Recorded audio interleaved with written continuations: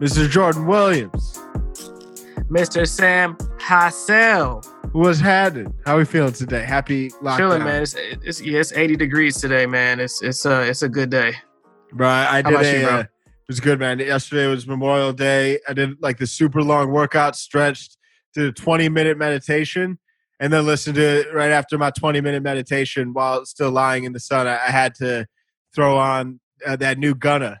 I've been loving that new Gunna, and ain't no way to wrap up a meditation like some new Gunna. I ain't even joking, really man. Get you in the mood of meditation. It sounds funny, bro, but feigning by Gunna. That song goes so hard. But we digress. Very excited to have our guest on today, Mr. Timothy Collins. Tim is is a co-founder and helps run the company Creed Media. Creed is one of the kind of best companies in the music business whenever it comes to running TikTok influencer campaigns, as well as helping accelerate growth across other social profiles. They're regularly running TikTok influencer campaigns for a lot of the world's biggest and most notable record labels. They have tons of relationships with different influencers. What I really enjoy about today's episode is three things. First of all, I think a lot of artists are constantly evaluating whether or not it makes sense to run a TikTok influencer campaign. We see the case studies like Lil Nas X and Old Town Road that have all of a sudden made TikTok influencer campaigns become one of the premier and go-to mechanisms for promoting music. So having Tim talk us through how you can do this on your own. I mean, if you're at a certain stage, hire Tim. If you're on your own, you need to roll up your sleeves to get the job done. Tim lays down the groundwork as to how you can approach these on your own. I think that's valuable. Another element of our conversation I enjoyed was the fact that we don't own, I think oftentimes record labels personally are over investing their efforts and focus on paying influencers to try and make a song go viral, but completely neglecting building up an artist's organic profile. It's like, we'll spend $10,000 on this TikTok influencer campaign, but our artist has posted one time in the past 3 months on that platform. I think there's a very clear set of principles that you can use in order to grow on TikTok, and we also start to dive into some of those. The last thing, and this isn't even necessarily something we dive into in the episode, but it's just a reason why I'm so bullish on TikTok in general, is that the platform has over 2 billion downloads. I think it's not going anywhere. Social media platforms are very cyclical in nature. 5-10 years ago, Instagram was just a little twinkle in the social media consumer's eye, whereas Facebook was hands down the most dominant platform. Now Instagram is more relevant for young millennials than Facebook is. I think TikTok is largely best suited to be next up. And beyond that, beyond being the opportunity to be an early mover and kind of grow with the platform, is just the way discoverability works on TikTok. Their algorithm and the way in which they surface content to you is much more based on algorithmic recommendations than it is on your social feed and your social circle, which is why on the kind of the home page on TikTok is a For You page, not necessarily who you're actually following. And because of that, relative to any other social platform, it's relatively easier to go viral on TikTok. And there's been a lot more instances, and it's if you're trying to go viral on any social platform, hands down, the easiest platform to go viral on is TikTok.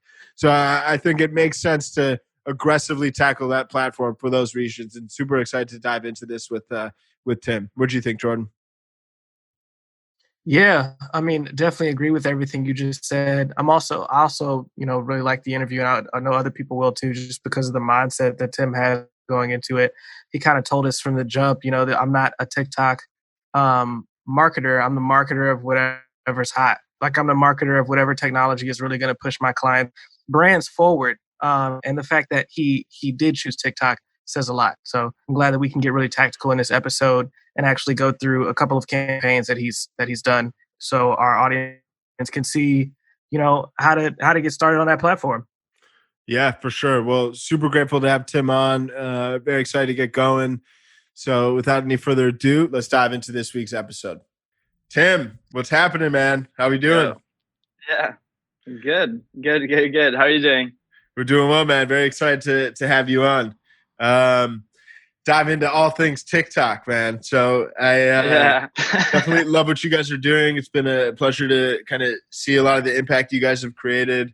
Can you, before even diving deep into a lot of the specific platform and strategies, tactics, can you just talk a little bit about your background and how you kind of got into the music industry and the world of marketing? Yeah, for sure. Like, my journey into the music industry started in like 2014, I think, or 15. I don't really remember, but basically, I used to play a lot of music myself. Like I was a guitar player, like traveling with a band and stuff. And then on the side of that, I was like helping my brother out with like management stuff. And then we ended up in a bad management situation with him having an external manager because I was just like a kid back then. And we relied on him, and that ended up becoming like a really weird situation. So seeing what happens when someone is in charge of your brand and your plan, like career plans, and not going the direction that you intended it to go, I sort of stepped in and was like, yeah, I'm just going to help out with the management part instead, and let's do it ourselves. And when doing that and trying to learn the management stuff, I ended up getting an internship at a management company in Sweden called At Night Management, which was like the management for like the big Swedish EDM guys. So like Avicii, Axel Grosso, I don't know, it's like all the guys coming from Sweden in the EDM scene. And then when I was there, I sort of accidentally ended up working social media for them because they were like, "Oh, you're 18, you're like the bridge to the youth. But like, can you just handle all that social media?" the bridge to the youth. Yeah, exactly. They're like, "Yeah, you're 18, so you know what 18-year-old kids want to see." So I ended up like doing that, and then after like a year's time, I got promoted to being like the head of digital strategies within that company.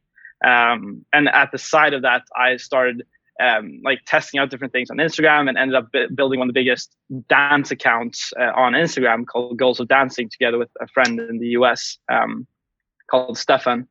And when I got into that space, I sort of understood or started to grasp the power and the influence of big like media and culture pages, and understanding the sort of like meme culture and how it was like this social media Illuminati community sort of like controlling the attention of Gen Z and millennials. Mm-hmm. So getting into that, I got super interested in it and ended up leaving the company to start an agency called Creed, together with my two partners, Hugo LaPrince and Elliot Robinson, who's been on this podcast before, of course, as well. So we started discussing like which direction can we take this and what's the vision and ideas. And we came to the conclusion that we wanted to build a next generation media company, and sort of focusing on being like wanting to become the SWAT team of music marketing, because we felt like we had insights and an understanding of the problems we were seeing, or that I was seeing at Night, for example, in terms of like the difficulties with music marketing and which places that you want to create more touch points or attentions from in order to build your artists. So like diving into that, and then always focusing on like where the next generation's attention actually is. So not too much about like which platform are they like on right now, but rather like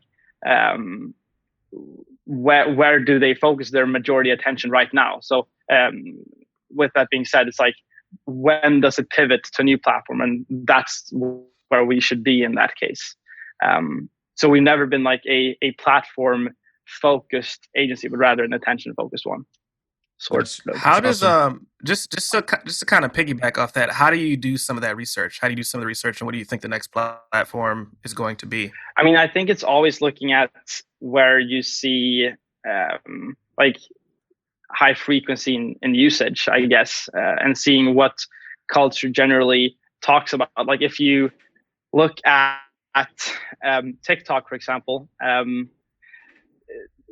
2 years back, you barely saw any content being distributed from TikTok onto other platforms. It was like a mixture of like Snapchat, Twitter, blah, blah, blah, and a bunch of different platforms. But then you sort of see this TikTok content over powering that and becoming a majority of the content that you start to see in the feeds of other platforms. And I think that's something that we've seen in general coming from other platforms in the past time, like with Vine and everything, that it sort of cross feeds and drives the native content creation.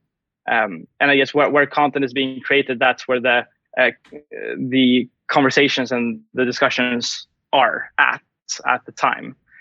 And then, of course, you can see the general statistic, like websites like talking about downloads and usage, etc. So I guess that also helps understanding where you want to be with that. It makes a lot of sense. Right. When it comes to, TikTok right now, it definitely seems like it's having its moment, but also is uniquely positioned to continue growing and become like a premier social platform. I know it just recently hit 2 billion downloads.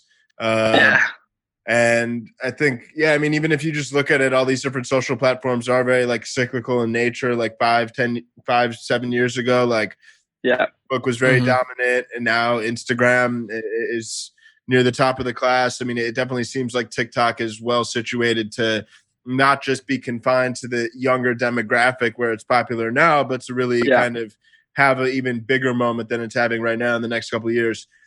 Do you think TikTok is just for younger audiences and is a fad, or do you think it's really here to stay and grow?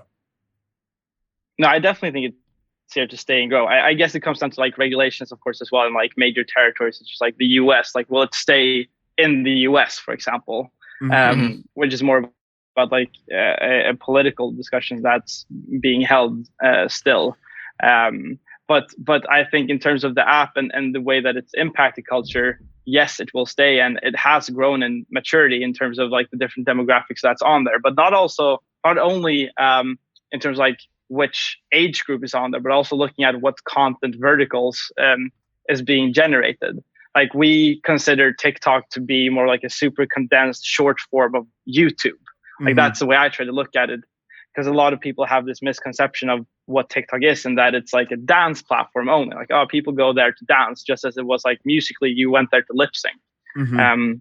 But it's so much more. It's like everything from photographers doing like travel vlog segments, as well as like DIY pages showing you how to create the best, I don't know, like different types of things. But I feel like it's a lot broader than a lot of people still understand, I think. And there's a lot of more content to discover and get intrigued by. Totally. Yeah. So I definitely want to dive into it, because I know you have experience like building communities across TikTok as well as Instagram. So do want to talk into kind of both of those, but would like to just kind of start with TikTok. Can you just prior to, we'll also revisit like running influencer campaigns in depth in a little bit, but for right now, if somebody is trying to grow their own audience on TikTok, like what sort of tips do you have on just generally the type of content that performs well on TikTok? Obviously it's a unique environment. You can't just copy and paste Instagram videos to TikTok. So in your experience, what sort of content wins on TikTok? If you compare it to like Instagram, there's a few things that's quite interesting in terms of the differences on how to build your platforms. Like on Instagram, you could build it on redistributing content, like being an aggregated content account. But with TikTok, they don't let you do that, since they analyze each video going up, and if they see that it's a repost of another user's account, they will automatically decrease the reach of that video going up. So it's definitely an original content platform, and that's where you will see growth coming from. And I think in terms of like finding your niche and sort of finding your tone of voice, I think there's a few parameters there to take into account. I think one is to stay authentic to your own brand, of course, which is probably the most general thing for any platform that you're on, but also trying to see what unique voice that you can create for yourself that's not copying just what everyone else does. Like, TikTok is a platform based on creativity. Like, they want to see unique content being created, and also if you take into account that TikTok has a much larger human factor to it, that there are a lot more people actively monitoring it from TikTok themselves, helping push content pieces that they find to be extra intriguing or extra unique in different ways. The more you can stand out with your content, the bigger are the chances that you will actually be growing and be seen by those monitoring that can help you stand out and build your account. And like TikTok themselves are monitoring content from super micro users to mega macro. So there's definitely a lot of possibilities if you are consistent in creating content that you feel is unique for yourself and your own channel in that way. And also looking at other simple like tips and tricks in that space, like joining in on trends that feel to be relevant for your brand. Like I wouldn't say that if you're a singer, songwriter, artist, that you would join in doing dance trends is probably not the most authentic way for you to try to build more or get more attention to your account. And you wouldn't reach an audience that you would want. But rather than looking on how you can interpret that trend into your own setting and into your own way of communicating yourself, if that makes sense. Yeah, makes perfect sense. Right. So with that said too, I mean, it definitely does feel like a lot of people are challenged by, they may have a very distinct brand on a platform like Instagram, but when it comes to mapping that over to TikTok, it seems like a completely different sphere. Like, do you have any other tips when it comes to like how to take advantage of what sort of brand identity you have elsewhere, but position it in a way where it is likely to win on TikTok? Yeah, I mean, I think it comes down to understand so that TikTok is a platform that premieres raw and rugged content in that sense. Like if you allow yourself to sort of step out of the box of perfectionism that most people probably have when it comes to like Instagram, for example, if you allow yourself to be creative with the tools that TikTok provides, that's one way to just be more creative and being able to be consistent with less pressure quality of content. But also I think if you have a very specific brand, being that if you're a photographer or if you are a musician or artist of any kind, I think it's seeing to like how you can benefit from that and pulling that into TikTok. I think someone that's super interesting on TikTok right now is a guy called Jordi Kolidic, who's like this photographer that has built his entire TikTok account on doing behind the scenes videos of how he creates his photos. So for example, that's a great way of like making that a visual, like a video format of something that he used to do in like still format. Right. And trying to experiment with that. I would say like a photographer in general would maybe be, if it's a photography account, it's super high edited videos, or photos that look super crisp and super nice on Instagram, but it might be difficult to be personal with that. But then with TikTok, he's able to be a bit more personal and be a bit more communicative with his fans as well. So I think that's a part to. Do you think TikTok as a platform, when you compare it to Twitter, Instagram, or Facebook, is generally a more personal platform and a little bit more behind the scenes? I think it's it opens up to be less boxed in by one's own ideals of what perfection is, maybe, so that it allows for more creativity and more consistency in terms of there being less judgment in the type of content that you create compared to Instagram, for example. I think most people feel like Instagram is quite a lot of pressure when it comes to doing a post. I mean, at least for myself, I definitely feel that. I know that there's a lot of like influencers or whatever that feels the same thing, but I feel like TikTok is a bit more of a collaborative platform in that way, and is based on collaborations, like interacting with each other's piece of content, etc. So I think that makes it at least easier to communicate through, even though I mean, Twitter is probably the most personal you can find. So same with like maybe Instagram stories. But I think in terms of like creating original content piece to live in a feed, TikTok is definitely the easiest one out of the platforms right now. Makes a lot of sense. Right.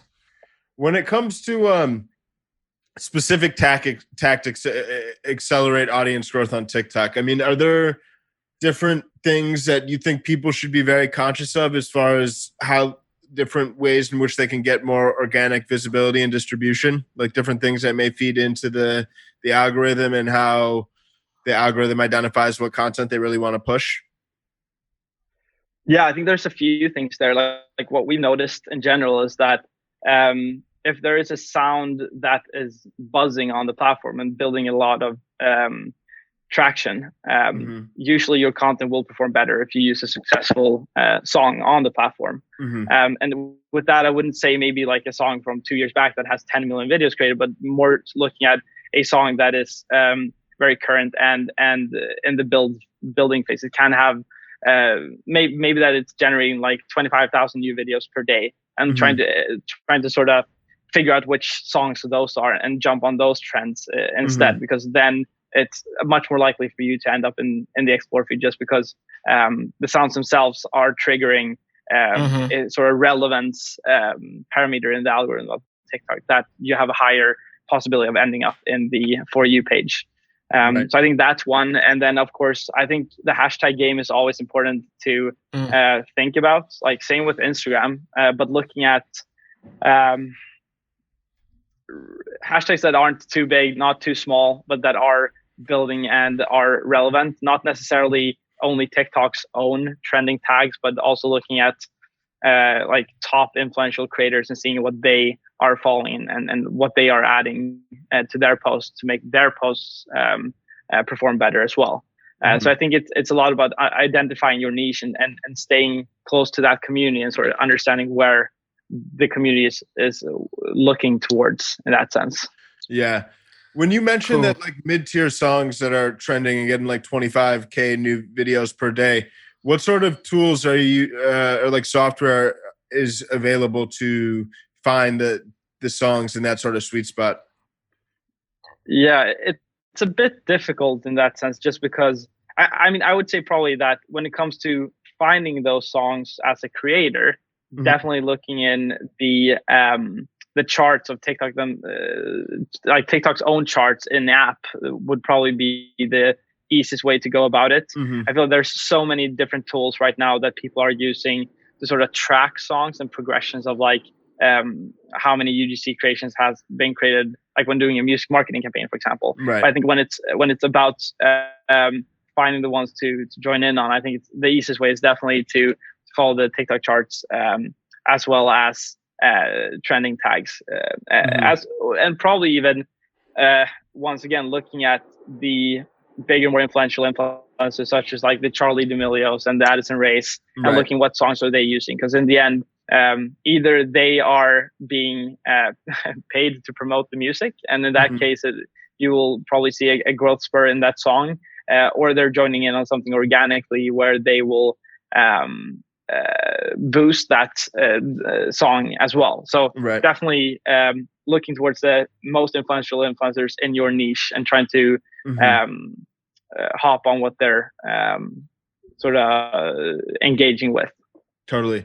Yeah, one tactic we've seen work well, and I'm curious your take on this too, but like we have a guy on our team, the Knox team, that he's an editor, and he's just like blown up on TikTok himself. He's got like 2.5 million followers organically over the course of 9 months. Oh, wow. And it's crazy too, because it's also lifted his Instagram from 2K followers to 250K.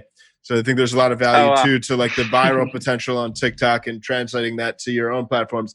One tactic he mentioned is like, and I think similar to Instagram too, it's like how well a post performs within the first like 30 to 60 minutes is kind of like the social algorithms seeing whether or not it's worth giving this more organic distribution.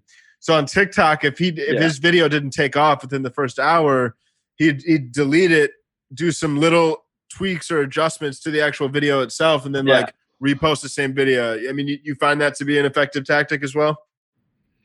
Yeah, definitely. I feel like that's definitely something that we do ourselves as well when it comes to like influencer campaigns. Like if we notice that something is underperforming compared to other posts on the page.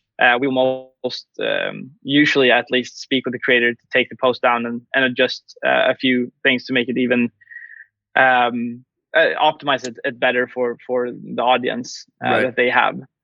So I definitely think that's a tactic can do, but I also think it's important to not look too much. It depends on where you're at in your stage of the account. Like if you have built up data on the account where you understand what's performing better and what's performing worse, then I would say that that's a great way to look at it. But I think if you're a new creator on the platform wanting to build an audience from scratch, I think it's more about like having that consistency and just being like allowing posts to tank, because in the end it's more about the amount of content that you put out and constantly trying to learn from the data of that to then adjust and set a new strategy accordingly. Yeah, makes perfect sense. Awesome. So in the past, we've seen algorithms change, obviously, for social media networks. I'm pretty sure we all can remember when Facebook pages, for example, all of a sudden were super throttled and you had to pay for ads in order to increase engagement. This is a question from our Patreon, our patron Brady, that I'm also wondering myself. Do you think that because of the adoption of TikTok, that the algorithm still favors new talent as much as it used to? Or do you think that you've had to kind of change and shift over time, sort of like people did when Facebook began throttling organic reach? Yeah, I mean, right now we're definitely seeing that micro users have a bigger tendency to trend than macro users. If you look at like what songs are having the or like on songs, which posts are having the biggest impact, it definitely looks like TikTok is favoring the smaller creators. They're keeping the macro creators still at a favorable position, but we haven't seen any decline in smaller users decreasing in reach. I think that might change sooner or later. I think comparing TikTok with Instagram and Facebook, TikTok has found other ways to monetize their platform than Instagram and Facebook has. I think they won't be as aggressive in the way that they change their algorithms to start to monetize more. While Facebook and Instagram have or continuously bring down organic reach to incentivize ad spend on platform. So I don't think that we will see too much of that on a micro creator perspective, at least.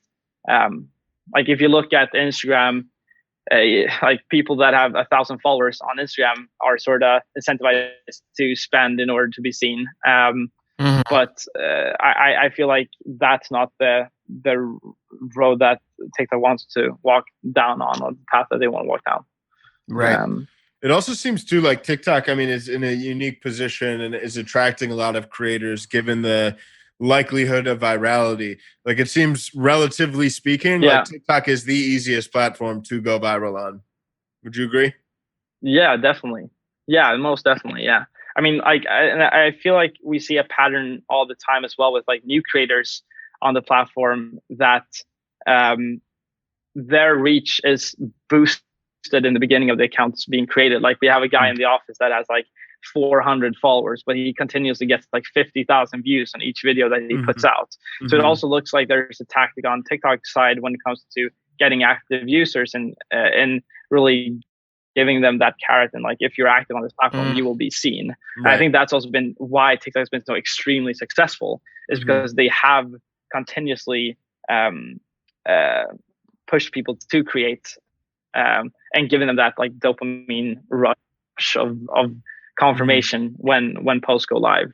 Yeah. Do you feel like there's any tactics? Because I know some pain points that people have is like they'll have a video that blows up, but it won't translate to lots of followers. Are there any specific things to keep in mind or little nuanced tactics to help boost that conversion? Yeah, I think a few of the things that we've seen garners the most amount of followers is definitely original sounds. Like that's where you get the most attention of people wanting to follow you and get more out of that. Like if it's comedy skits that people can replicate, etc. I think it's an interesting difference, also comparing Instagram to TikTok in terms of like how you could build your account there compared to on TikTok. Like on Instagram, it was like all about like the shout out game and like activating a bunch of different pages or working with influencers that actively tag you in their posts. But we haven't seen the same type of conversion happening when you do the same thing on TikTok. But it really seems to be centered around the amounts of posts that you can get that go viral, together with the sounds that you get that can attract attention. That makes a lot of sense. When it comes to cool, go ahead, Jordan. I was actually going to say literally the beginning of your sentence also. When it comes to like Instagram and the following that you did on your Instagram, what are some of the tactics that you used to start when you barely had any followers, and how did you get it to grow? And this would go for like Goals of Dancing account, as well as other artists you work with. Yeah, for sure. Like when it comes to both Goals of Dancing as well as like artist accounts, the difference when we worked a media account such as Goals of Dancing, which was all about like aggregated content, was it was quite easy to get a like nice ecosystem of shout outs happening. Like we were growing our account by promoting dancers. So a lot of the time they would promote us back in order to be seen on our page. So that would naturally just seed attention to both our accounts, but also their accounts. But when it comes to like growing your brand on Instagram, I still think that the easiest way is to promote yourself through shout outs on pages that you know your audience will be at. Also looking at like the type of fandom culture around those accounts. Like if you want to build a let's say you're a 16-year-old aspiring artist that let's say you're a guy that, I don't know, looks good, or like a boy guy, maybe you can like get Jordan. Your content redistributed. Yeah, exactly. no, but like you like if you get your content distributed then on account with a relevant following, and just actively do that, you will see a positive increase in your following quite quickly. And also make sure that in alongside those sort of external distribution tactics and shout out tactics, making sure your feed and the content that you put out is relevant to the audience that you want to attract. So making sure that like the followers that you get to end up on your page actually gets what they have been promised. And in the end, like the most important thing coming to TikTok and Instagram is like always making sure that you're giving some value that they will want to stay there for. Especially looking on Instagram, like we're so tired of following new accounts. So it's a lot more difficult now to get someone to actually press that follow button compared to how it was like 4 years ago. Like when we built Goals of Dancing, it was extremely easy just because Explore page was at a really great place at that point. Organic reach was great. And then since that decreased, you need to find new ways of doing that. And that's through forcing attention through these shout outs, for example. And then when they get to your page, making sure that they want to stay and that what you're actually communicating makes sense and is interesting enough to stay there for. This is another question from our patron Brady that I'm also interested in myself is how do you define success on paid campaigns on Instagram versus TikTok? So obviously we all know what viral looks like, right? Like millions of followers, millions of views, that sort of thing. But how do you goal set? And then after that, how do you define what success is after the campaign is over? Yeah, that's a good question. Like looking at the different platforms, one can only control that much, right? Awareness is in the end the only thing that you can sort of guarantee will happen in terms of like we know how many people we will reach by doing X amount of posts at whatever platform we choose to activate on. But if you look at Instagram, a KPI there can, for example, be organic reposts happening in correlation with the activations that you're doing. Like seeing that the meme, if you're going for like a meme community approach, for example, seeing that meme pages within the niche that you targeted are organically picking up on the post and using it as content to grow their own pages with. I think that's the best factor of seeing success on Instagram, and seeing like how many people share the posts and actually want to bring that to attention of their friends, etc. When it comes to TikTok, I would definitely say that in the end of the day, what will impact culture and the behavior on the platform is making sure that you or is looking at wanting to affect the UGC creation, like user generated content being created. So I think that's what we're always striving for when we do our campaigns on TikTok specifically. It's always to see how can we come up with a creative concept that we feel is simple enough for people to join in on, or as well as interesting enough to take part of and actually dedicating their time to recreate.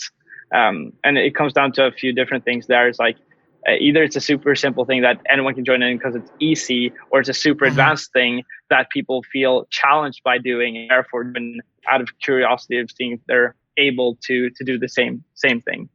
And in the end of the day, I guess in terms of like seeing if it's been a success or not, rounding up a campaign, it's looking at how has this converted either to streams on DSPs, or seeing like how has this converted into cross-platform movements. Like, do you see your content on TikTok being redistributed organically on Instagram, for example, etc.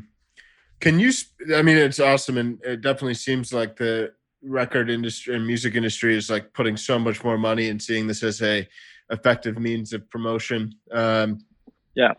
Arguably one of the most effective means of like paid media promotion. What can you speak through specific examples of campaigns you guys have run from kind of what the song was and the initial opportunity or challenge, and then how you actually built out the challenge and how it took off? Yeah, like I'm actually not allowed to go into too much detail of probably a majority of the campaigns that we run, but a few I can like break down like an overview of it. But for example, we worked a campaign in the UK for an act called Nico, who's with Parlophone, and the song called Stupid, which we were seeing having like a great organic traction already on the platform. There was a few thousand videos being created per day, and we saw that there was a direction of what content was going to work and what was not going to work. So after like analyzing the content pieces already established on the platform, we identified which trend we saw was gonna connect with a majority of the users on platform, which was like a dance where people like having their hand up in the air and like moving their hips. And then with that, it was like a 6-week campaign. So we planned out execution over several different territories and activating influential creators on the platform accordingly with how we saw it reacting in those territories. So like when we saw that something was starting to pop up in Australia, we had like 3 big Australian influencers ready to be activated, and trying to simultaneously activate markets, just because we already knew that there was an interest for the challenge and an interest for the song in general. So it was more about making sure that it could reach as many people and as many different territories as possible in an aligned way, creating multiple touch points at the same time. So make sure that people that was hit by these videos or was seeing these videos on platform were seeing them very frequently, so that it would be more likely for them to join in and seeing it as an organic trend happening. And in the end of that, it was also like sort of adapting to other trends happening at the same time. For example, when we ran this campaign was during Halloween. So it was like also then trying to integrate like a Halloween theme mid campaign and trying to like hop on hashtags that was relevant for the platform at the time, and trying to sort of hijack attention where attention could be found at the time.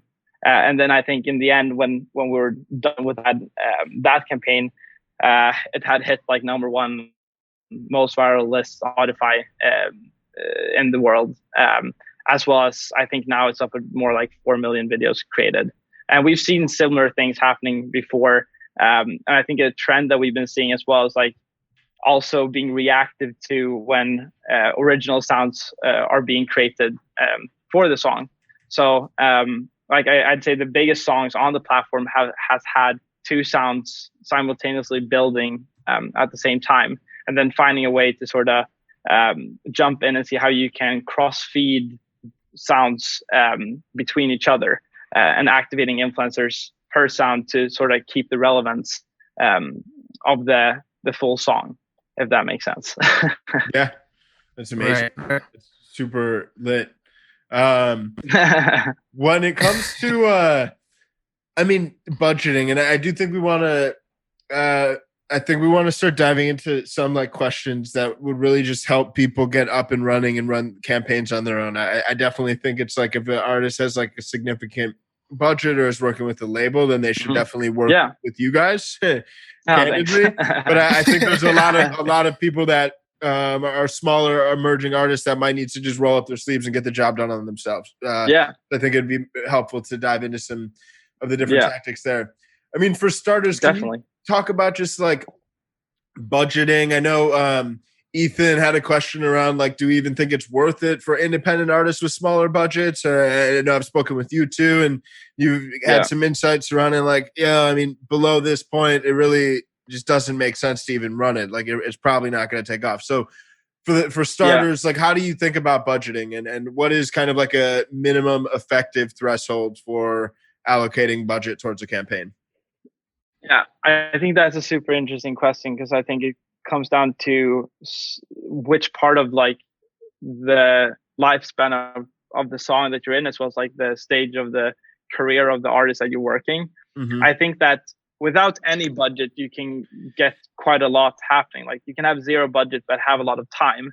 And with that being said, speak with a lot of micro creators on the platform that has like 5,000 up to 20,000 followers that would be interested in promoting your song just because they get happy or like they're happy about the confirmation of someone seeing them as a creator with influence on the platform. I think it's important to not look away from the power of identifying and confirming someone else in that way. And we've seen several of those campaigns. Like we had a campaign for, I think it was $1,000 that we ran 3 weeks ago that amassed 13 million views on TikTok, which is like, and I think we were able to get 25 creators involved, of which no one had more than 50,000 followers, where the right creators went viral within that activation, where we just saw that if you can allocate that time towards a project, I think we had one person working full time for 5 days, just speaking with a bunch of different creators and figuring out how to get them involved in a nice way and incentivizing them in different ways that they saw value coming from. So, for example, I think it's also smart looking at like how you can bring value to those creators in a micro stage and seeing like if you have a following on Instagram, maybe a value can be that you barter like reposts on your Instagram stories and validating them through that platform by having them then create content on TikTok. So I think as a first answer to your question, I think it's possible to do it without any budget if you want to, and if you have the time to actually just speak with a bunch of people and build relationships. But if you want to go serious and start planning to execute a campaign, if you have had a song out for a while and you're seeing some organic traction happening, like let's say you've been able to amass like 2,000 videos created, like usually we'd say probably like $5,000 is probably what you want to spend in order to get impact for real on the platform and being able to activate influencers that can actually drive some sort of like cultural movements or whatever. So I think that's like a very solid amount that one can spend to see some pretty nice results. But everything from 3,000 up, I would say, is a healthy amount of spend to get a good amount of creators involved that can hopefully drive a trend, for example. So I think it's playing around with those different things, and then also seeing like when you've been able to amass a first phase of attention on TikTok, how can you work other platforms to further validate the trend happening there? Like you can through Twitter, Instagram, YouTube, activate pages that highlight TikTok content and talk about it to sort of make it look like there's a trend happening without there ever having been a trend happening. Yeah. And with that, then feed back attention to the platform to further build this feeling of like this sense of urgency that you want to join in on it. Right. And we've seen that has been some of the most effective things, being able to redistribute content from TikTok onto other platforms to bring back attention. I think everyone has seen these like YouTube compilation pages that have a bunch of like TikTok compilations and such. And I think, trying to be creative with the ways that you can get people to see what you're doing at as many and create as many touch points as possible is what's important, especially looking at like Gen Z being the focus group of TikTok still, and like the majority users, like see where you can trigger or catch their attention in as many different places as possible to ensure that they feel like this is relevant enough for me to join in on. Because I think that's an important difference between like millennials and Gen Z, is looking at their way of viewing content creation. Like millennials are extremely like purpose driven. Everything that they do needs to come with like a purpose. It's like you won't post something on Instagram unless you really feel like I can stand by this. This is me, and this is the way I want to communicate myself. And it becomes such a like, you put a lot of pressure on that compared to like Gen Z, where they're like, we're just a creative generation. We just want to create as much entertainment as possible. And it's very interesting to see that in their communication, of them being so much more frequent in what they're posting compared to the older generations. So it's a lot more likely that they will get involved and create more to your content than millennials will do, for example.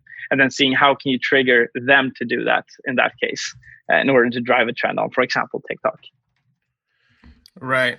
I have one question. It's sort of from someone from Danny, one of our patrons, but I'm going to change the question a little bit. His is, how does TikTok transfer to other platforms / areas we've sort of already touched on?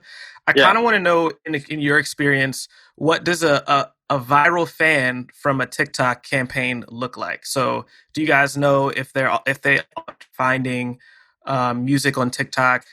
Do they go to shows? Do they buy merchandise? Do you guys have any information on what type of fan TikTok users generate?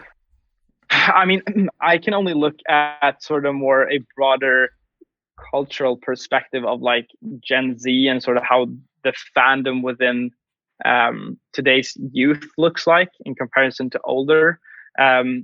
Like, of course, like a huge phenomenon in the US, I would say, is the whole like Stan Twitter movement. With people identifying themselves as stans, being super fans for specific artists, and dedicating themselves to live for their idols. I mean, we've seen this in every generation, but what's interesting is that the Stan Twitter sort of whirling community is a lot more collaborative than it has been in the past. Like when millennials were believers and everything, I feel like there was a much more friction between the different fandoms in general. Like either you were a fan of Justin Bieber and then you hated fans of, I don't know, Shawn Mendes. But in the way that it works now, it's less about my idol is better than yours, but more about like, okay, we share this passion for idolizing our heroes and our idols. So we're going to be a strong community and supporting each other within us being fans, and excluding ourselves from those not being. So I think looking at the types of fans that we see, or if how it cross promotes to different platforms. Like I think a great example of a creator that has had that, other than like Charli D'Amelio, of course, is the dancer just Michael Lee, I think it's called, Just Michael, who has been building his following on Instagram for I don't know how many years. and he's been super consistent and like delivering super high quality content, but it didn't connect to the degree that he got like true fans. But then after TikTok sort of lifted him up, he's now has this like huge army of people following him, of wanting to do everything to get his attention. And I think that in general, the younger you are, the more the less filtered you are, and the more you act on emotions, which probably then brings more like you want to engage more and more frequently the attention of those that you support. So I mean, I haven't seen specifically what a fan from TikTok looks like, but seeing fans in general today compared to before, I feel like people are a bit more, maybe even more respectful now in one way, from how I've seen them interacting with like artists in real life, but also in the way that they support them online. So I don't know if that answers the question, but maybe. Yeah, I think it does. I think what you're saying, it's more the fan that happens to be a TikTok user than what TikTok users are actually giving to campaign. It's more of like a generational thing, and and the catalyst for that, or the funnel for that, is just TikTok. Yeah, I agree with that. Dope. To kind of circle back on like the blueprint for running these campaigns, when it comes to like developing challenges, real quick, and I know we're getting towards the end of our time, so what separates kind of a good versus great challenge? Or like when somebody wants to come up with a challenge that has legs to really go viral, which is truly the goal here, like what factors do you keep in mind for evaluating and brainstorming challenges? Yeah, I think one of the things is a low barrier of entry. It should be easy for people to join in on it. The second is making sure that it's current and relevant. It's like, for example, no one uses the hashtag blah, blah, blah challenge anymore. Like that will directly kill the reach of the post that you're trying, or not the reach of the post, but it won't make people more intrigued to join in on it compared to what it was just a few months ago. So I think it's about staying relevant with understanding how the communication on the platform is between the creators themselves, but also looking at like, okay, what are we seeing is more frequent in like choreographies, for example, right now, or in terms of the skits people are doing. Is it still comedy, or are they going for a different approach now? Like, for example, there was a time where it still is, where like the POV trends were overtaking comedy skit.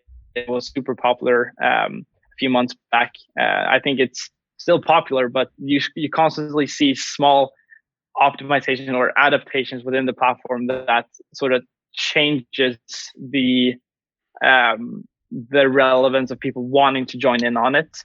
And I think it's very, like, that is very sensitive. And for ourselves, like, we work very closely with the leading creators that we use for our campaigns to know what is relevant and what is not. So basically trying to stay close to the platform to not have like a boomer approach to it. Yeah. That makes a lot of sense. And then once you kind of have the challenge built, like how do you go about like finding relevant influencers? Obviously it's like you want to find people that are in kind of your niche and whose audience would likely want to consume and create other content. So it's trying to strike that balance of like scale and relevance. But can you talk about like Jordan has a single that he's been sitting on for a while and is ready to hire some influencers. Like, how does he go about finding the people that he should work with? And Jordan does have that sitting around. Okay, the e-boy Jordan.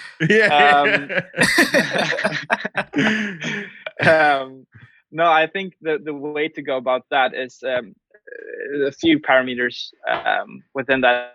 One is like the budget that you're looking to allocate. If you have a small budget, it might be smarter to go like, and also thinking like, okay, do I want to create mass awareness or do I want to create mass engagement?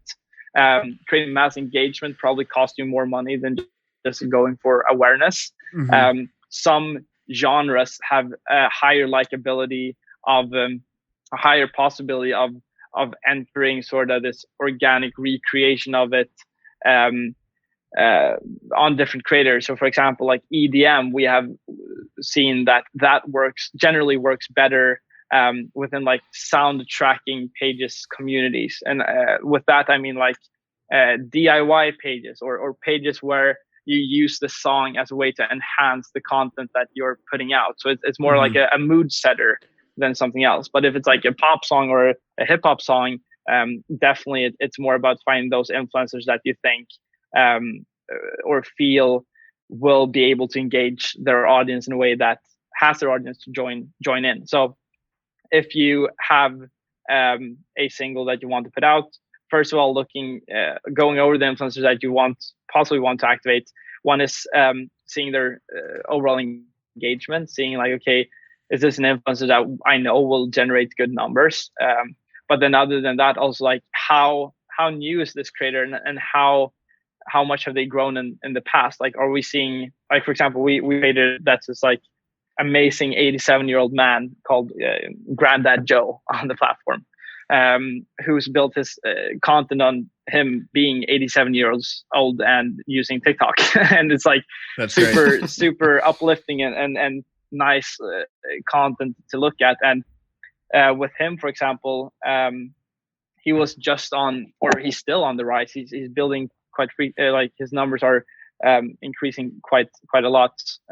But like for him, like we found him when he was in quite the early stages of his account and was amassing huge reach and huge engagement in the post that he was creating. So he was a great creator to involve at that point because he hadn't done too many campaigns in the past and was very like intrigued by testing that out. So we could through that and of course get favorable rates from him of activating him. And I think it's about trying to see that like if you have a limited budget or in general, if you want to get the most bang for the buck, it's like finding those influencers that you know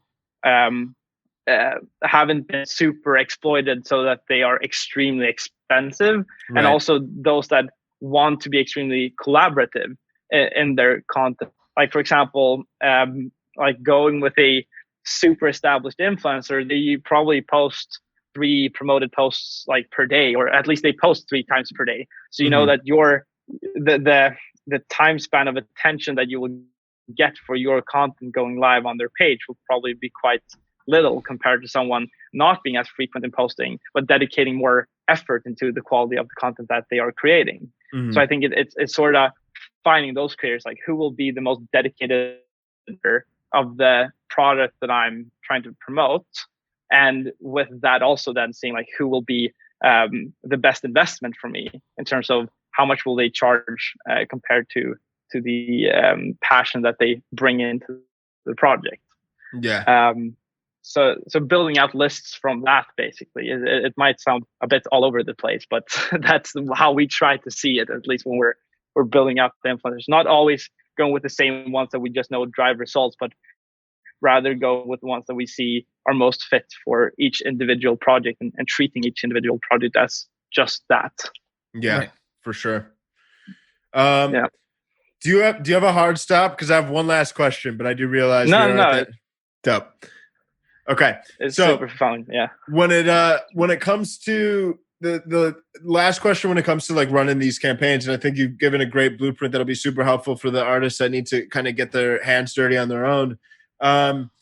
In my experience, like we've run some campaigns on our end. There's been instances where we've paid influencers or people that like manage other influencers and are able to help kind of like just broker deals on our behalf. Issues where maybe like we've come up with the challenge and then the influencer doesn't stick to the challenge, or they're not using the right hashtags, or one thing, maybe you're trying to have the campaign happen over a specific time span, and next thing you know, the campaign is just like dragging on. So for those specific instances, like timing campaigns and making sure people are using the appropriate hashtags and delivering upon the challenges, like how do you approach that in a way to drive the most impact and not get burned by influencers? Yeah, I think one important thing is to make it very clear what the terms are for involvement in the campaign. Mhm. Like, for example, we are very clear in our briefs to the influencers what we want them to do and not to do, especially the not to do. So we have a very clear list in that, and where we're basically also saying, like, if you don't follow this, we won't pay you. Like, Mhm. and of course that's more about like both like legal stuff that they can't like harm someone in their videos and stuff like that, but also like in terms of make sure that they tag the right people or hashtags, as well as make sure that they are during like going live during the time frame of the campaign that we agreed upon.